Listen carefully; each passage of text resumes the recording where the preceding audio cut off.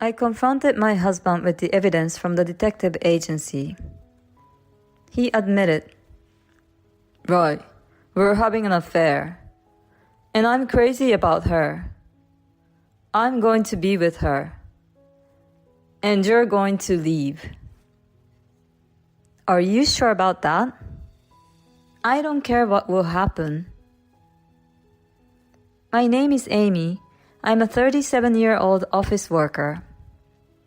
I live with my husband, Ted, and our 5-year-old daughter, Katie. We're pretty close and make up for each other's deficiencies, and for the time being, we're happy as a family. My husband is a good cook and always makes dinner for us. I work a lot of overtime and come home late, so I'm grateful that my husband is able to take care of the housework. Then one day, my husband unexpectedly injured his ligament. The cause of the injury was that he was playing basketball for the first time in a while when he went out with his friends on a day off and forced himself to shoot the ball. My husband is 5 years younger than me, but he's already 32 years old. No matter how much he used to be a good basketball player, he had hardly done any exercise since he started working. Why would he do something reckless like this without thinking about it? He has a job and a kid, and he's not careful at all. When we were dating, his recklessness felt new and fresh to me. But now, it just plays as a negative factor. In fact, my husband has been hospitalized as a result of this injury, which means that he has to take time off work. And I would have to take care of the housework and the child. On top of that, he got hurt playing basketball on his day off. It wasn't even in a basketball court. His injury happened at a facility for various sports and games. The company would be appalled to find out about it. They might even fire him in the worst-case scenario. My husband is just too stupid and lame.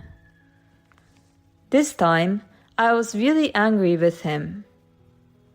I was disillusioned by it. I've said it many times, but he has no responsibility as an adult. According to the doctor's diagnosis, he needs to stay in the hospital for about 2 weeks. I brought him a change of clothes, a phone charger, and the basic necessities. "Oh, thank you, Amy."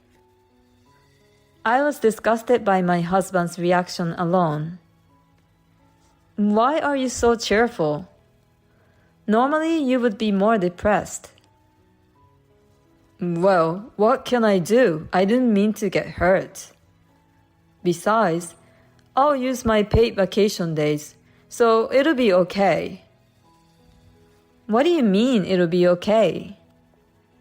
"If it wasn't for your injury, you could have used your paid time off more effectively, like for our daughter's kindergarten event or a family trip.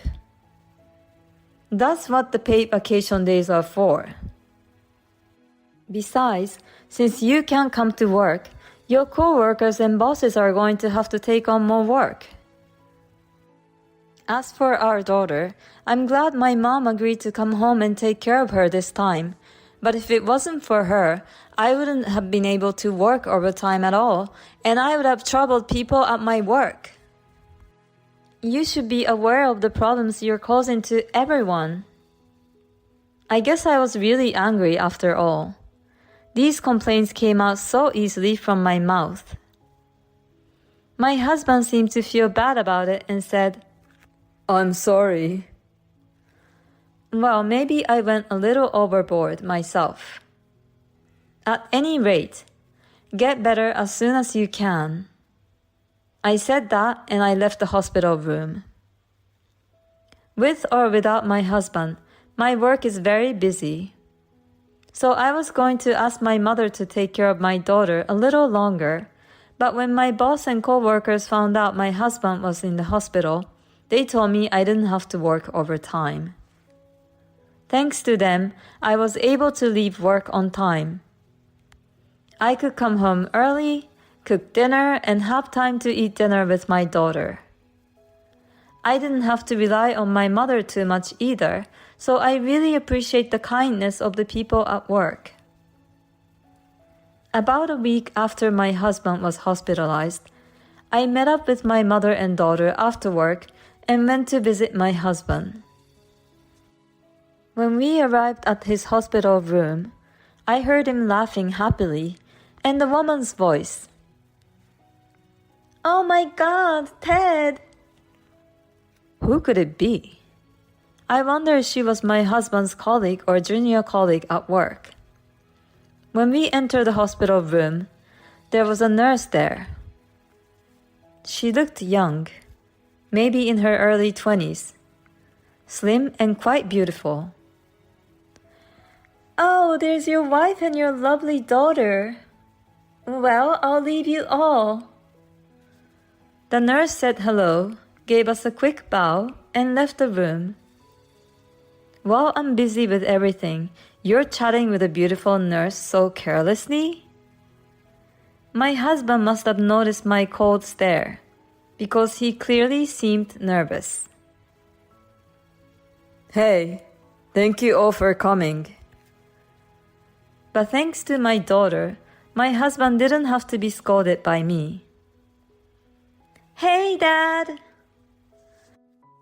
My daughter was hugging him, looking very happy to see him for the first time in a week. "Katie, I missed you so much." "Is your leg okay?" "Now that you're here, Katie, it's going to be fine." "So you'll be home soon?" "Yes, I will." "Yay!" "Yay!" Since my daughter seemed to be happy, I decided to leave the scolding to my husband. After our visit, my mother blurted out to me, "That young nurse was calling his name in such a friendly way." That's right. Now that she reminded me, it sounded even intimate. But I could not imagine that my husband would have the nerves to do anything with a beautiful young nurse. Well, I mean, she wouldn't even care about him. But it sure wasn't completely out of the question. They say nurses don't get to meet many men. Maybe she's quite a predator. And finally, 2 weeks after my husband's injury, he was discharged from the hospital. On the day he was discharged, I went to his hospital room, and he was talking happily with that beautiful nurse again. And in the car on the way home, he looked so bored. I would think that he would be happy to get out of the hospital. I thought this was suspicious, so I decided to hire a detective agency to look into it. The evidence of the affair between my husband and the beautiful nurse came out immediately. After he was discharged from the hospital, he went to the hospital after work because he had to go to rehabilitation. But in fact, that was not the case.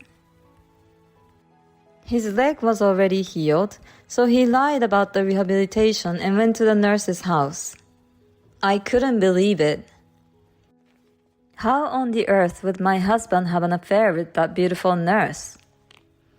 Do beautiful nurses have a weird taste?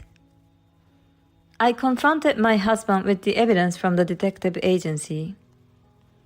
And he said, "Yes, I'm having an affair. I'm crazy about her. I'm going to be with her. And you're going to leave. I really don't care what will happen." "I don't care what happens. I'm in love with her." "Okay, do what you want. This is ridiculous." I packed my bags, took my daughter, and went home to my parents. When I explained to my mother what had happened, she was furious. I knew it was suspicious. You're very sharp, Mother.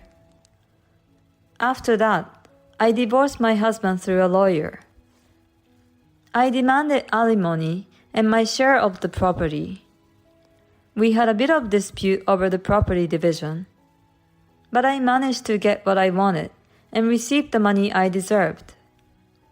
With this, I thought I was completely disconnected from my husband and I could start a new life with my daughter. However, as my new life started, I received a number of calls from an unknown number. At first I ignored the calls, but they were so persistent that I decided to answer. Hello? Finally, she picks up.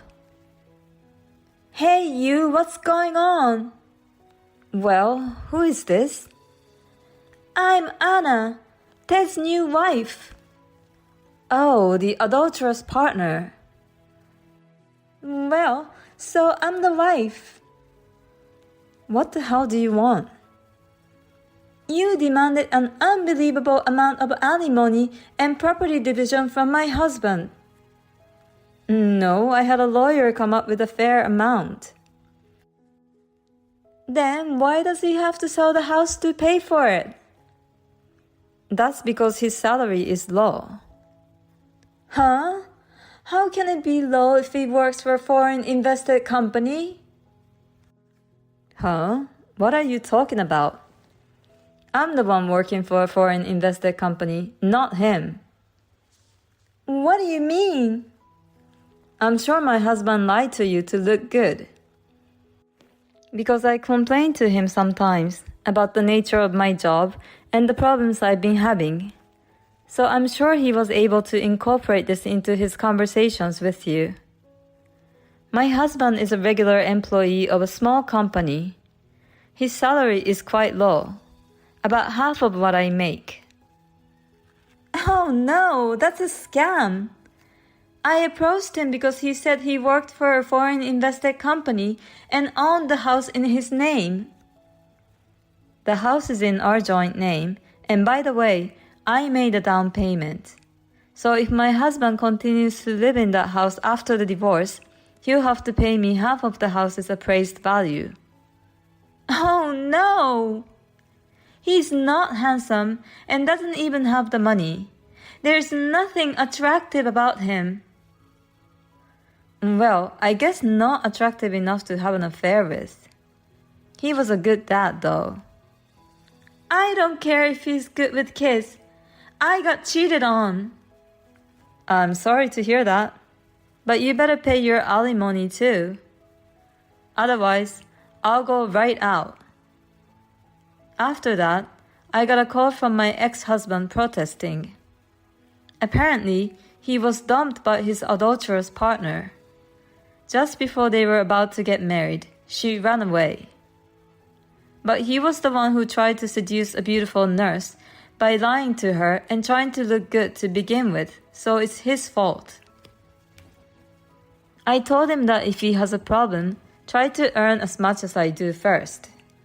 Then I hung up the phone. Since then, I see my ex-husband only when my daughter wants to see him. He whines every time he sees me. I heard that his injury from playing caused a lot of trouble for people at his work. His boss hates him for that, and he's never going to get promoted in the future. He really deserves it.